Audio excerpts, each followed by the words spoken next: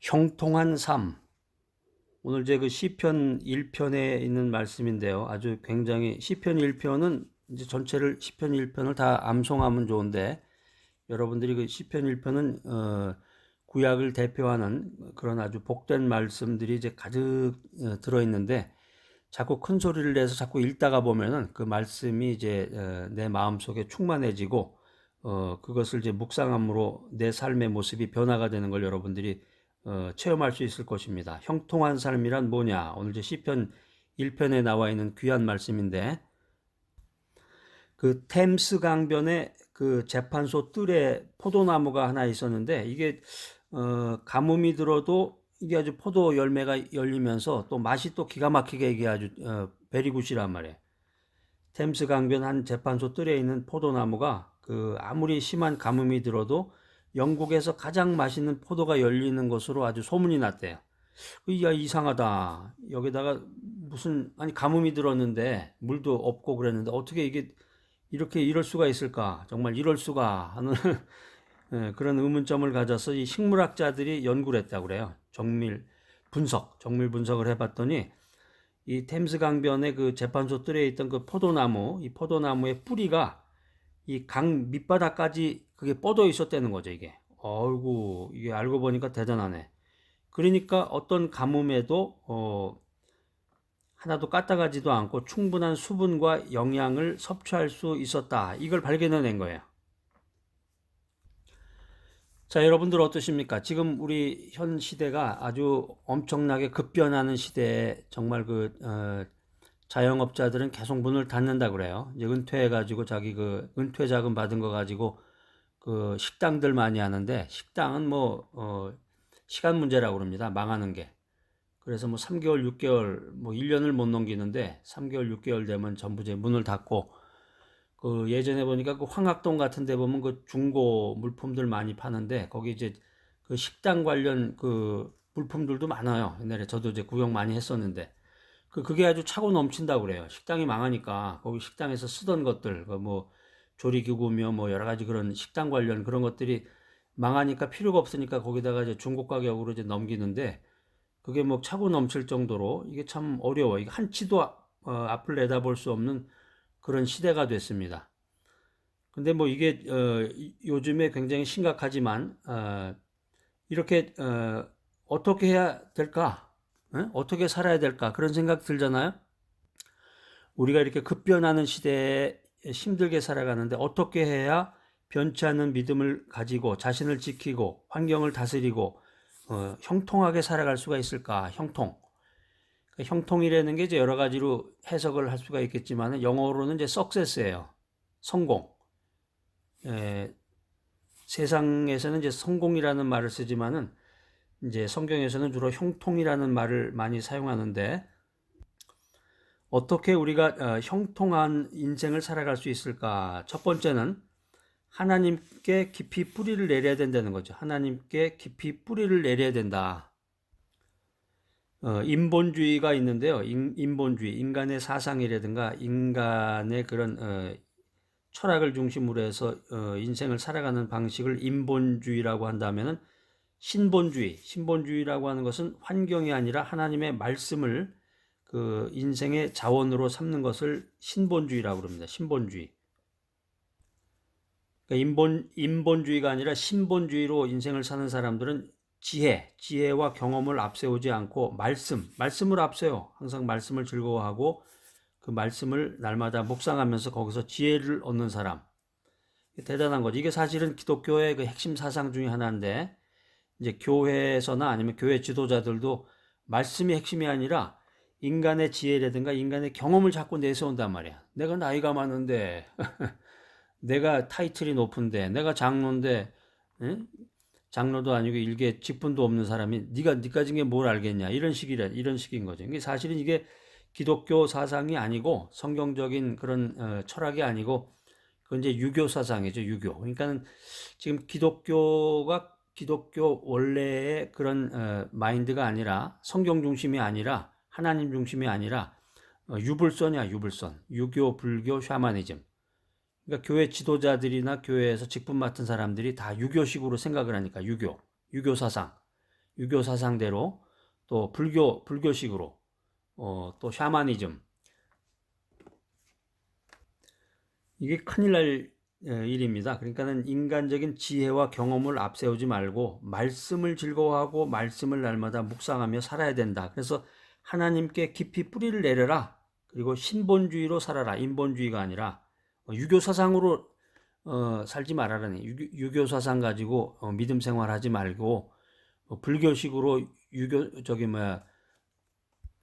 신앙생활 하지 말고 샤머니즘적으로 비나이다 하면서 믿음 생활하지 말아라는 거죠. 자, 이처럼 생명의 말씀에 뿌리를 깊이 내려야 돼. 깊이 내리고 인생을 살 때 은혜로운 양분과 수분을 충분히 공급을 받는다. 그래서 이것으로 인해서 믿음이 날로 성장하고 발전하게 된다는 거죠. 자, 이걸 이제 또 해석해서 성경에다 기록해 놓은 구절이 있어요. 에레미야서인데요. 에레미야서 17장인데. 그러니까 성경은 성경에 있는 말씀은 성경이 성경을 해석한다. 이런 말이 있는데 성경이 중요한 구절이나 핵심되는 내용은 여러 곳에다가 그 내용을 써놨어요. 조금씩 다른 뉘앙스로. 그래서 구약에 나온 내용을 신약에서 찾으면서 이해하고 보충할 수도 있고 또 구약에 나온 것이 또 다른 구약의 그 내용을 보충하고 이해해 줄 수 있도록 이렇게 나온 게 많은데 자, 오늘 시편 1편에 있는 말씀을 에레미야서 17장 7절로 8절 구약성경 에레미야서 17장 7절로 8절에서 한번 찾아보겠습니다. 그러니까 성경을 자꾸 가까이 해야 돼. 안수집사나 장로나 목사라고 해도 목사님이라고 해도 성경을 다 아는 게 아니고 그 66권 그 한 구석에 있는 걸 잘 모를 때가 많으니까 자꾸 듣고 메시지를 전파하고 말씀을 전할 때 그 말씀을 알고 이해하게 되고 그 뜻을 알게 된단 말이에요. 에레미야서 17장 7절로 8절을 한번 다 같이 읽어보겠습니다. 찾아서. 자, 너는 읽어라. 나는 듣기만 할게. 그러지 마시고 찾으셨어요? 다 같이 찾아서 거기다 밑줄을 그어놓으세요. 밑줄. 자, 큰 소리를 읽어보세요. 큰 소리를 읽으셔야 돼. 그냥 우물우물 그냥 그렇게 해가지고는 아무 소용이 없고. 자, 시작. 그러나 무릇 여호와를 의지하며 여호와를 의뢰하는 그 사람은 복을 받을 것이라. 그는 물가에 심어진 나무가 그 뿌리를 강변에 뻗치고 더위가 올지라도 두려워하지 아니하며 그 잎이 청정하며 가무는 해에도 걱정이 없고 결실이 그치지 아니함 같으니라. 자, 이게 아까 그 템스 강변에 있던 그 포도나무 얘기네. 예? 템스 강변의 그 포도나무는 현대적인 얘기인데 성경에 벌써 이렇게 아주 오래전 성경에 구약시대 때 이걸 예언을 해 놓으셨네. 그래서 성경을 이제 책들을 많이 읽어야 되겠지만은 이 성경을 깊이 있게 연구를 하면은 많은 공부도 되고 성경을 통해서 여기 성경 보세요. 아주 재밌잖아요.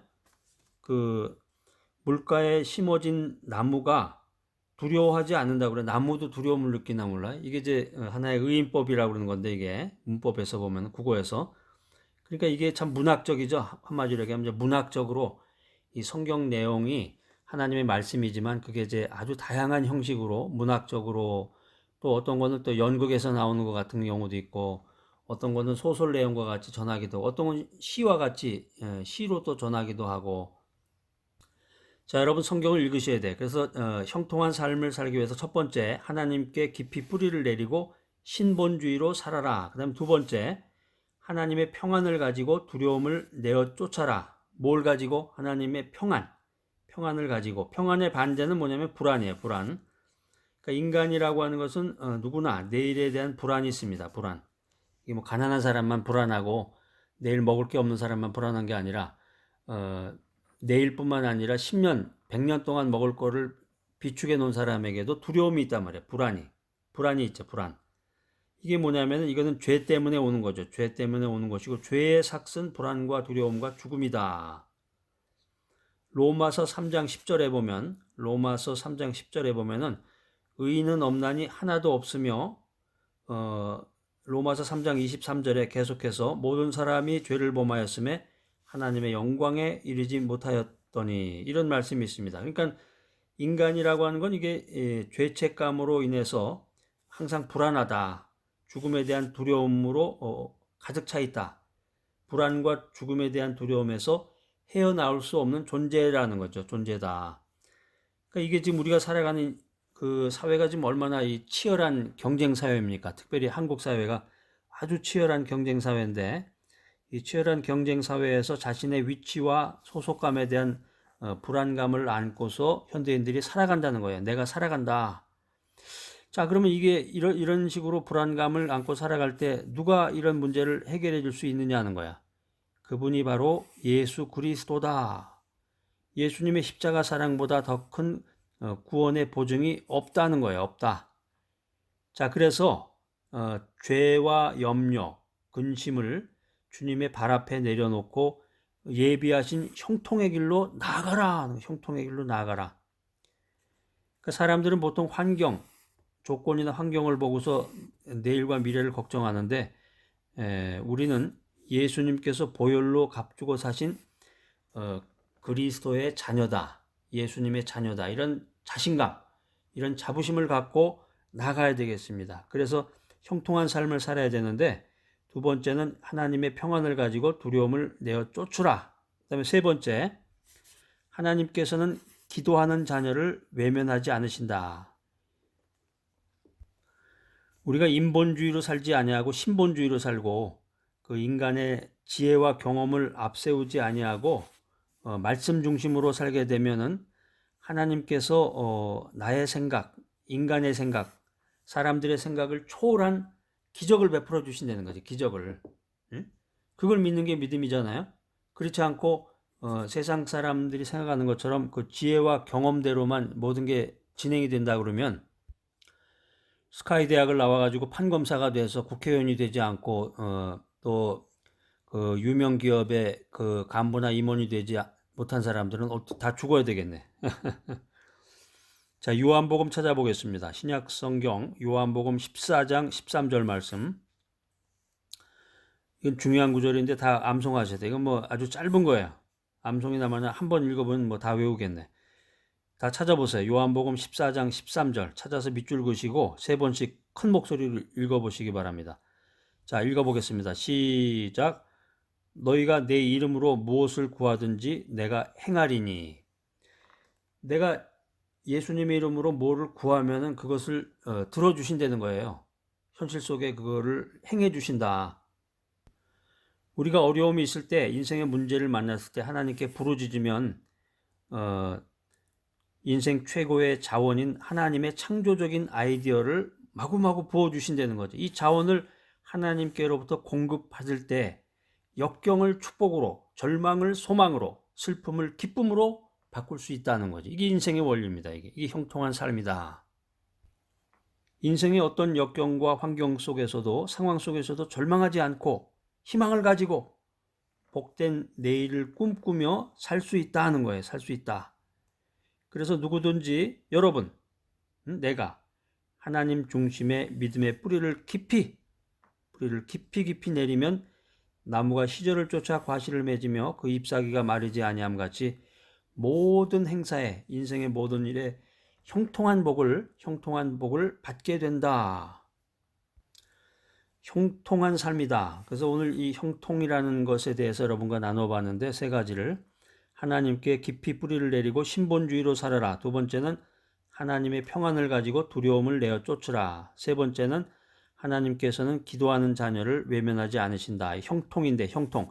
이 형통의 뜻이 온갖 일이 마음대로 된다는 거예요.